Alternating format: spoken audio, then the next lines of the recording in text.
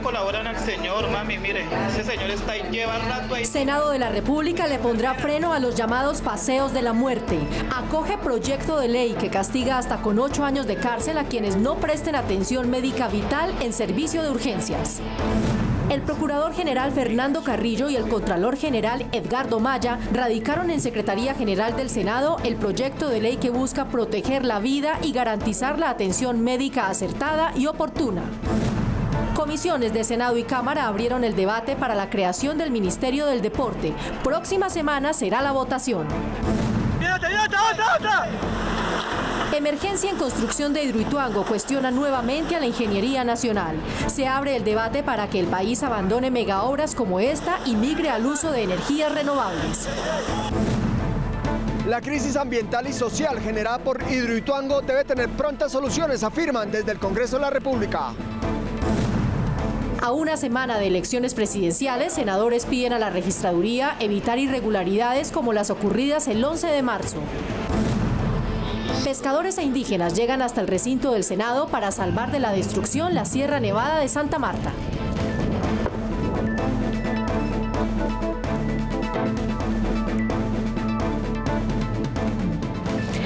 El Congreso de la República tiene en sus manos la responsabilidad de acabar con el drama de miles de enfermos a quienes se les niega la atención oportuna en clínicas, hospitales y EPS. El Procurador General de la Nación, Fernando Carrillo, acompañado del Contralor General Edgardo Maya, radicó en el Senado un proyecto de ley que castiga con hasta 8 años de prisión a quienes se niegan a prestar atención médica a pacientes en el servicio de urgencias, como hoy sucede. Las penas de prisión aumentarán si la atención se le niega a un menor de edad, un adulto mayor o una persona en condición de vulnerabilidad. Quizá usted como colombiano, por lo menos una vez en su vida, ha visto estas imágenes o ha vivido esta situación en carne propia, en la que aparentemente las condiciones y la disposición de los que prestan y atienden a los colombianos en salud no es la mejor. ¿Por qué no le colaboran al señor, mami? Mire, ese señor está ahí, lleva rato ahí tirado. Y esta es la queja constante de los colombianos a la hora de pedir atención médica. Debían de ponerle frenito a todo esto porque nos tienen fregados por todo lado. Esto ocurrió hace pocos días en un hospital del Valle y fueron imágenes como estas las que llevaron a los organismos de control a pedirle al Senado a que saque adelante un proyecto de ley para penalizar. Es decir, que actuaciones como la indiferencia de esta mujer sean castigadas, si es el caso, con cárcel. Estamos hablando de negación, omisión u obstaculización. Ustedes saben, y la mayoría de nosotros ha sufrido de eso, que se ha burocratizado la prestación por cuenta de una autorización que es necesaria, incluso en situaciones extremas. Y ahí se está diciendo que se incurrirá por ese solo hecho, sin perjuicio de la pena, que le corresponda por los demás delitos que se ocasionen con esta conducta, en prisión de 32 meses a 72 meses. Igual es muy buena la medida, pero pues también toca validar para que no se vaya al otro extremo y de pronto pues se caiga en lo que no se debe. Se castigarán las actuaciones en las que se evidencia el paseo de la muerte, la demora en el servicio y que este cause la muerte, y tendrá agravante cuando la víctima sea niño, niña, embarazadas, desplazados, personas en condición de discapacidad, con enfermedades huérfanas y adultos mayores. Esto genera unas herramientas importantes que busca generar las sanciones ejemplarizantes para aquellos que no hacen uso adecuado de brindar una excelente prestación de servicio a cada uno de los colombianos en materia de salud. Aquí hay una trascendencia que es diferente, que es la imposición no a la entidad, es al servidor. Se particulariza en el individuo. Usted era el que estaba en urgencia y usted es el que va a responder por esto. Usted fue el que negó la prestación del servicio.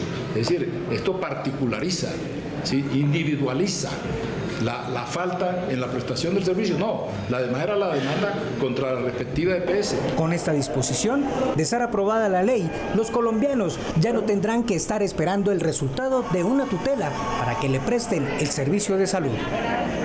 Sí, Sí, definitivamente ya es hora, Yair, de quitar esa imagen de las personas llorando con sus hijos en las entradas a los hospitales, o qué tal la de los carteles, la gente pidiendo ayuda por escrito en pleno hospital, en plena entrada. Es que el mensaje tiene que ser que el servicio de salud debe dejar de ser indolente y convertirse en un verdadero derecho para todos los colombianos, que no sea excluyente. Derecho como debe ser. Vamos a seguir atentos a este proyecto.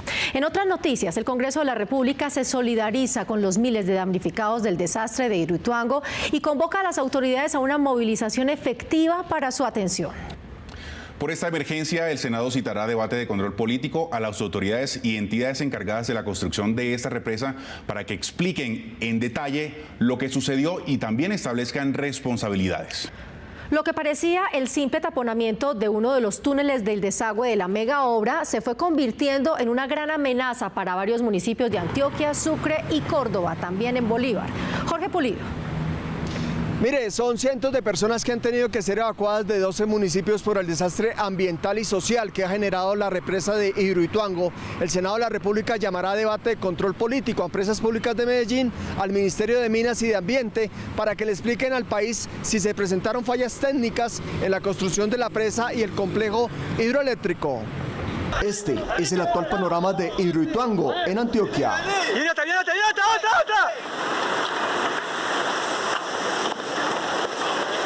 El mayor proyecto de generación de energía eléctrica en el país afronta su peor crisis. La desviación del cauce del río Cauca generó la emergencia del desplazamiento de cientos de personas en Puerto Valdivia al ser taponados los túneles, lo que ocasionó el desbordamiento. Hidroituango está en la mira de los senadores, quienes cuestionaron a empresas públicas de Medellín por la construcción de la mega obra. En materia ambiental, todos sabemos que el que daña paga. Y aquí no hay otra cosa que las empresas públicas de Medellín le den una explicación al país de qué fue lo que pasó. No es dable simplemente hablar de fallas geológicas cuando se trata de obras que previamente hacen estudios de los suelos, de las condiciones, de las características de la zona, y siempre se ha sabido que allí existe algún tipo de riesgo. Tal como se presentó con la caída del puente Chirajara en la vía Bogotá-Villavicencio, los senadores afirmaron que lo sucedido en Hidroituango es la réplica de fallas técnicas y errores de ingeniería en el desarrollo de la hidroeléctrica. Ahí hay un problema técnico, o sea, sucedió un taponamiento de un túnel que no ha debido darse, y a partir de eso una serie de problemas. Hay que aclarar qué fue lo que pasó, o sea, cuál es la responsabilidad técnica del asunto, dónde estuvo la falla, y de ahí se pueden derivar responsabilidades políticas y administrativas que también hay que asumir. Eso es lo que hace falta, es planeación, igual que el puente de Chirajara. Todos estos desastres de la infraestructura pues tienen que ver con la falta de planeación, con la falta de atención, y si uno observara y mirara allí, de pronto también hay problemas de corrupción, la disminución de los costos, en fin. La construcción inició en el 2009 y según el cronograma de Empresas Públicas de Medellín debería ser entregada en noviembre de este año, pero ante la afectación del represamiento del río Cauca y el taponamiento de 2 túneles de la hidroeléctrica, la megaobra se demorará 2 años más para su entrega. Los congresistas afirman que el río Cauca está reclamando su cauce y que estas megaobras, aunque son muy necesarias, deben contar con los conceptos técnicos y detallados de ingenieros ambientales e ingenieros civiles que disminuyan el impacto al ecosistema de los recursos naturales. Esta es la información. Regreso con ustedes.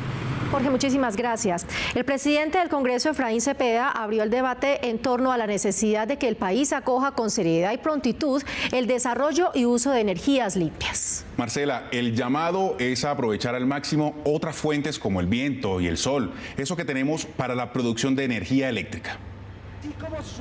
Un grupo de senadores advirtió que ya es hora que el país implemente el uso de energías renovables. Coinciden en que es el momento de abrirle paso a estas nuevas tecnologías, que ya cuenta con una legislación desde el 2015. Un vehemente llamado para pasar a las energías limpias, las llamadas alternativas, la solar, la eólica, la de biomasa. Son temas en que tenemos que profundizar en Colombia. Ya tenemos un marco legal. Si no lo hacemos pronto, la naturaleza nos seguirá pasando esas cuentas de cobro y los que pagan son los ciudadanos. El Ministerio de Minas reglamentó a principio de año la comercialización de este tipo de energías. Sin embargo, aún hay retraso para su puesta en marcha. Es necesario recurrir, como lo está haciendo el resto del mundo, como lo está haciendo China, Japón, los mismos Estados Unidos, a otra serie de energías que no atenten contra el medio ambiente. Que Colombia tiene que aplicar la ley 1715 de energías renovables alternativas, de energías verdes, insistir mucho en el tema de energía solar, energía eólica, bioenergía, por supuesto. Las comunidades indígenas en la defensa del territorio también promueven el uso de energías limpias. Hoy por hoy apoyan proyectos campesinos de gasificación con residuos de cosechas. Elaboramos unos proyectos que los estábamos discutiendo con empresas privadas españolas para hacer innovación de la producción de energía a través de sistemas solares que no fueran únicamente los paneles solares, sino que buscáramos otros mecanismos. Pero también buscábamos crear unos sistemas de producción de energía hidráulica. Colombia tiene potencial para desarrollar fuentes no convencionales de energía procedentes de la biomasa forestal, residuos, desarrollo de energía solar, eólica, energía de los mares, entre otras. Senadores insistieron en la necesidad de realizar lo más pronto posible una reforma electoral que garantice a más de 4 millones de campesinos, indígenas y afro su derecho al voto. Brigitte Mendoza. Un nuevo desafío enfrentará a la autoridad electoral con los comicios que elegirá al próximo mandatario de los colombianos. Garantizar la participación en zonas rurales será uno de ellos. A puertas del proceso electoral que elegirá el próximo presidente de Colombia, el Senado debatió sobre los riesgos que presentan 360 municipios en zonas rurales del país para acceder a los puestos de votación. Hay personas de origen campesino, indígena, afrodescendiente, que tienen que recorrer distancias enormes, entre 60 y 100 kilómetros para llegar a un puesto de votación y por lo tanto tienen que hacer una serie de travesías que son realmente inverosímiles para poder ejercer su derecho a votar. Cambios sustanciales en el Código Electoral, crear puestos móviles de votación, que el Estado garantice transporte a los sufragantes, ubicación georreferenciada de los puestos, son algunas de las propuestas.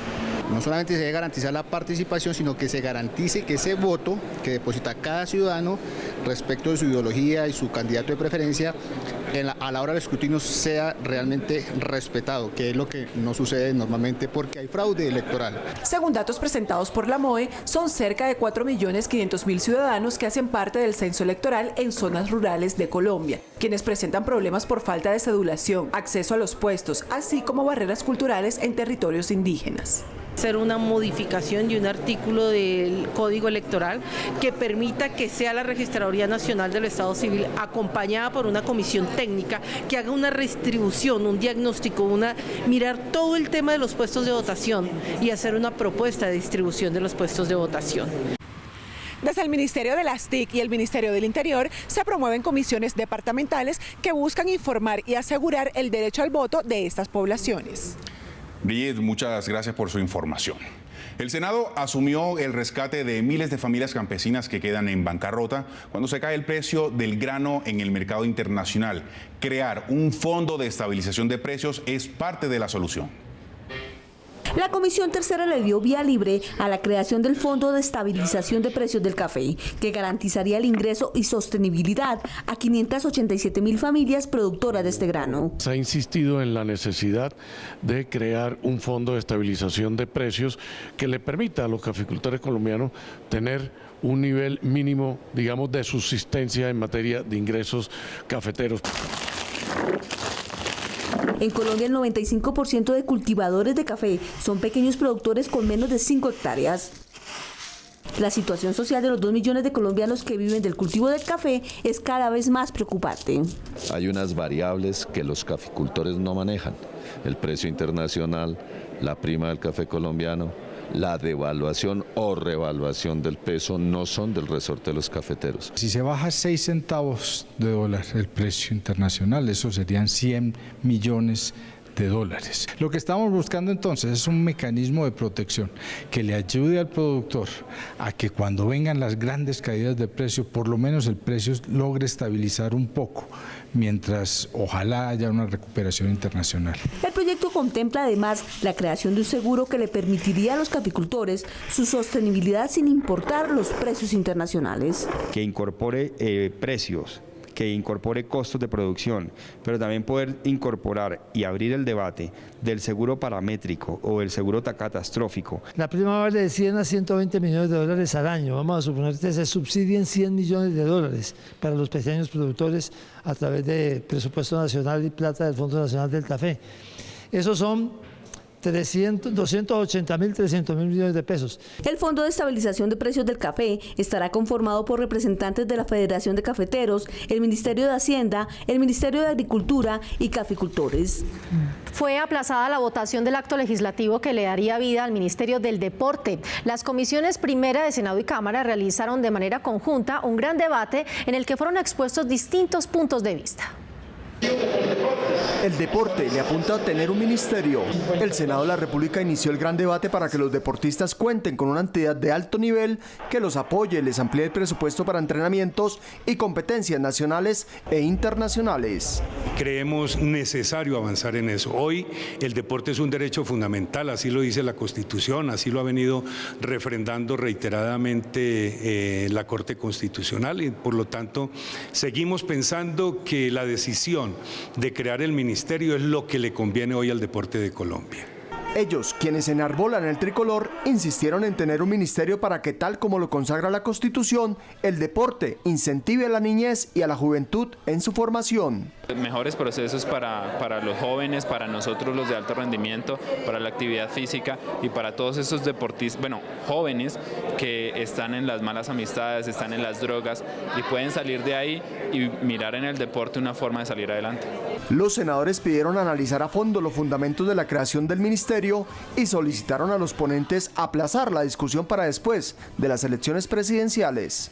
Exigimos desde la Comisión Primera de Senado respeto por los deportistas y los colombianos y se ha aplazado este proyecto en buena hora.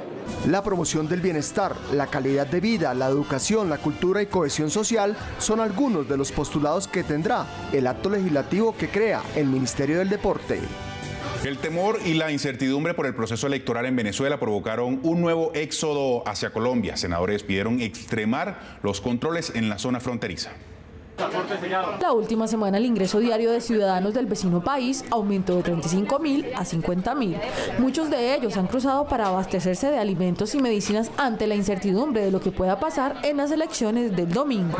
Estamos preparados en caso de cualquier eventualidad, cualquier crecimiento en materia de flujos migratorios, en enviar mayor personal a esos puntos de frontera que lo requieran.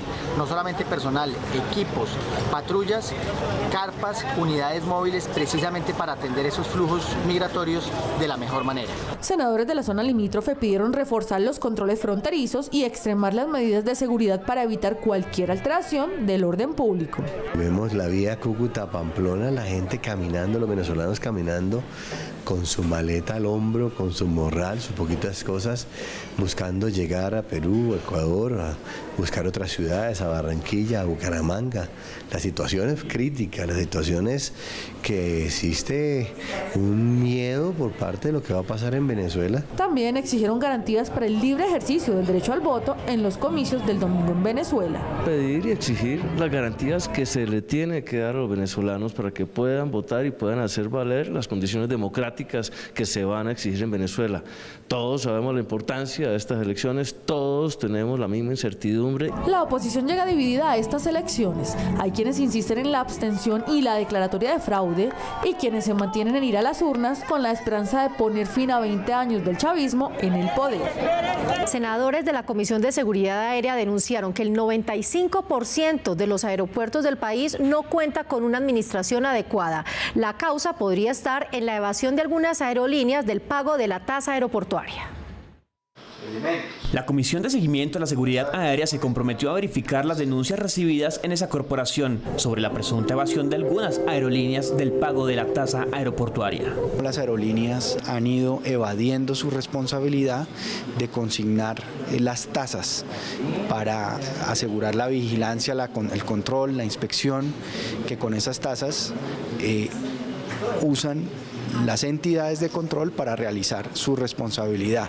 Asegura el senador que es lamentable que estas situaciones se presentan justo cuando el número de viajeros en el país ha crecido vertiginosamente en la última década y podría ubicar a Colombia en el cuarto lugar de países con mayor crecimiento de operación aérea civil.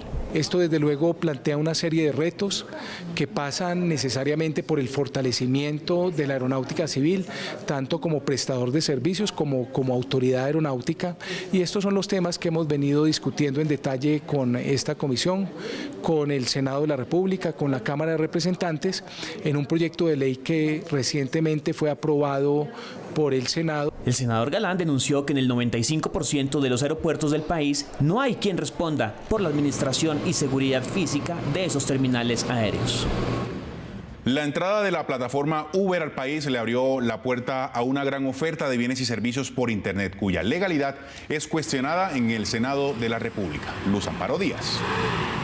Pues bueno, lo que el Senado busca son dos cosas. La primera es abrir una discusión en torno a la legalidad de estas plataformas y regularlas. Y como segunda medida, establecer qué tipo de responsabilidades deben asumir con los afiliados. Cabify, Rappi, Uber, Airbnb, entre otras, son plataformas tecnológicas consideradas por algunos como la nueva expresión del trabajo informal. Este tipo de actividades que vienen en incremento afecta directamente el empleo legal. Es el tema de Uber, que no es únicamente una aplicación, es un sistema de transporte. No paga pólizas, no paga impuestos, repatria a los Estados Unidos lo que cada colombiano paga en el transporte, explota al conductor. El problema es que utilizan esos instrumentos tecnológicos como pretexto para violar la ley. Senadores aseguran la necesidad de citar a un debate de control que aborde las problemáticas y garantice los derechos laborales de quienes trabajan bajo este tipo de plataformas. No es que nos neguemos al tema, sino que lo que hay que es tratar de que las cosas queden bien hechas y demos seguridad jurídica. Se calcula que cerca de 100.000 personas hacen parte de esta nueva fuerza de trabajo y ante la incertidumbre de la legalidad de estas actividades, muchas han sido perseguidas por las autoridades. ¿Sí? Luz Amparo, muchísimas gracias. El Congreso reivindicará la actividad periodística. El periodismo dejará de ser un oficio y recuperará el carácter de profesión. Un proyecto de ley busca proteger la identidad de la fuente y declararla profesión de alto riesgo. Lo que se quiere con esta iniciativa es devolverle a los periodistas, comunicadores sociales, la tarjeta profesional para que puedan acceder a derechos y beneficios de ley. Ser muy claros de que no va a haber limitantes a quienes han ejercido la labor durante muchos años de manera empírica. Al contrario, otorgarles los beneficios académicos y administrativos para que también se profesionalicen. Sabemos que en nuestro país la labor del periodista ha sido una profesión muy amenazada. Queremos brindarles garantías a quienes ejercen este oficio en zonas de alto riesgo, poder tener esas garantías, brindarles todos los derechos. El proyecto también contempla la protección al secreto profesional, la objeción de conciencia y se crea el Consejo Profesional de Comunicador Social, Periodista y Organizacional.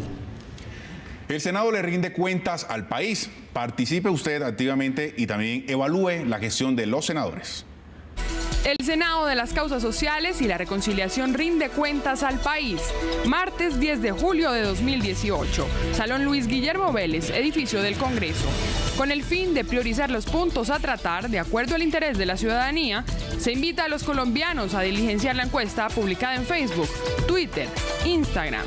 El día límite para diligenciar la encuesta es el domingo 20 de mayo de 2018.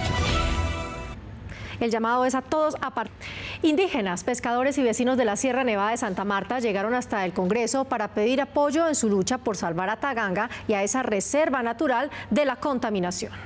Aseguran que las plantaciones de aceite de palma y la construcción de un muelle de carga amenazan la vida en la bahía.